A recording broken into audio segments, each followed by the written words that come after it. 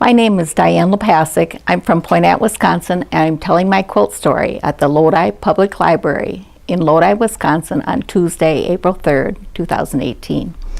I made this quilt for a challenge for the Sun Prairie Heritage Quilt Show in 2013.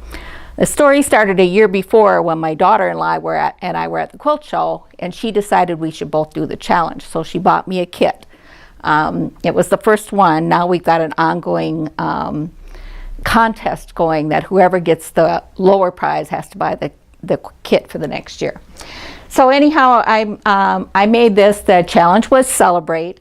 They gave you a fabric, which was this fabric right here, and it had to be 24 inches square, and those were your instructions.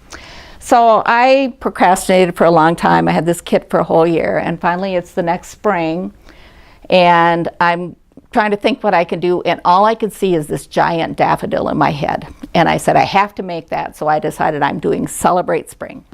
So that's what this is. So I kind of had gotten into making some 3D flower type things, and I'd never made anything on this scale. So this is hand-dyed fabric, and I took that and I blew up a picture of a daffodil and took each petal separately and put it onto the fabric and sandwiched batting in between, and then each is quilted before they were put on. Then I put the whole thing onto this background. Was the way I accomplished it.